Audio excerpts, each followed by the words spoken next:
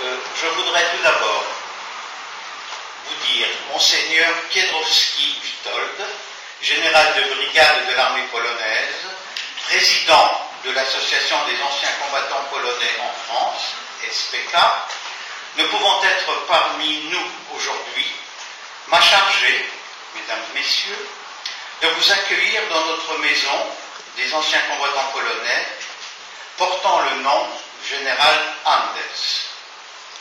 Nous sommes très heureux d'être les premiers à accueillir Madame Anna Zaboronko pour la présentation de son ouvrage, son album, intitulé En terre d'exil, fruit de 5 années de travail, aidé en cela par Madame Barbara Kosowicz et Monsieur Andrzej Bierland.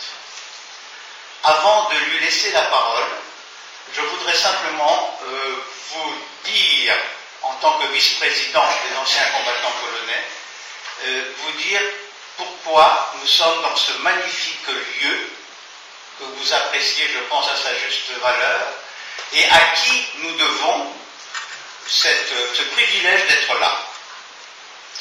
Alors nous allons remonter à la fin de la Deuxième Guerre mondiale, puisque cette association des anciens combattants polonais, depuis 60 ans, habite ici et contribue pour une large part à écrire l'une des plus belles pages de l'histoire de l'émigration polonaise en France. Je voudrais passer quelques mots sur l'histoire et le drame de la Pologne après la Deuxième Guerre mondiale. La victoire des Alliés et de l'armée polonaise sur les fronts de l'ouest de l'Europe a été bien amère pour bon nombre de soldats polonais. En effet, 40 000 d'entre eux se sont retrouvés en France, loin de leur pays.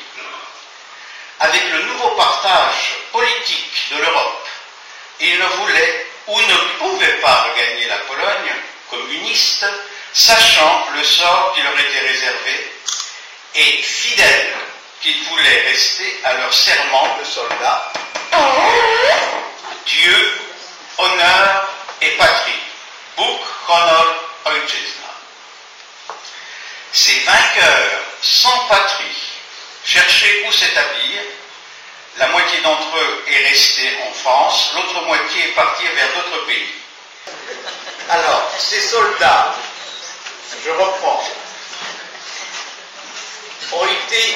qui étaient sous le commandement de la mission militaire polonaise et sous le gouvernement, et étaient donc gérés par le gouvernement britannique, qui exerçait une pression sur les autorités polonaises à Londres pour démobiliser au plus vite les soldats polonais. Le général Władysław Anders, commandant en chef des forces armées polonaises, ne se faisait pas à l'idée de démobiliser toutes les troupes. Il comptait en effet qu'un conflit armé éclaterait entre l'Ouest et la Russie soviétique et que les forces armées polonaises retrouveraient leur patrie. Nous sommes donc dans une atmosphère de mobilisation permanente des forces polonaises en France.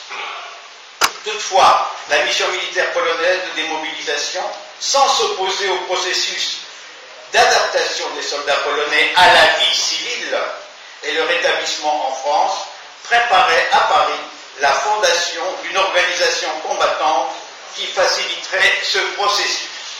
D'où donc la naissance de l'association des anciens combattants polonais Entraide.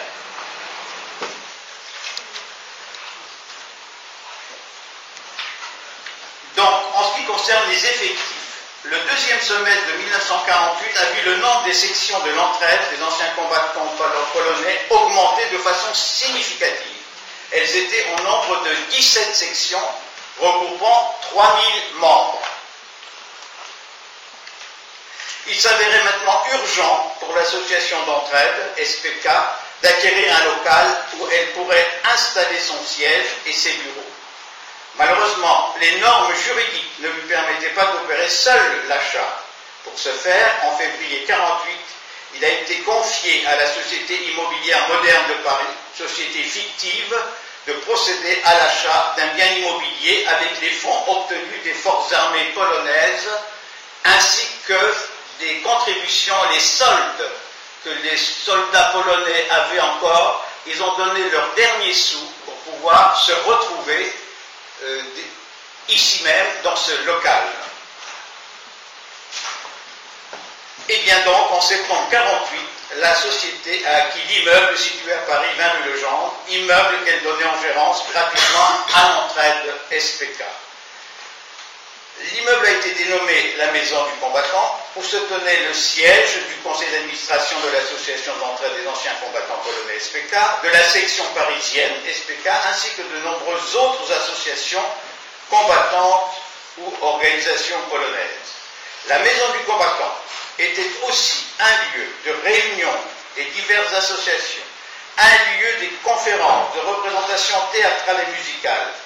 Avec le temps, la Maison du Combattant à Paris était considérée par les Polonais comme la seule institution polonaise en France restée fidèle au gouvernement polonais en exil à Londres, où l'on pouvait aussi trouver aide et conseil.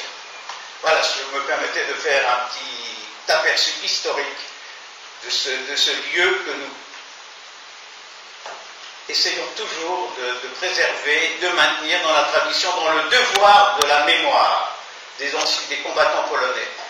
Il y a une très grande injustice historique en ce qui concerne la contribution des Polonais à la Deuxième Guerre mondiale.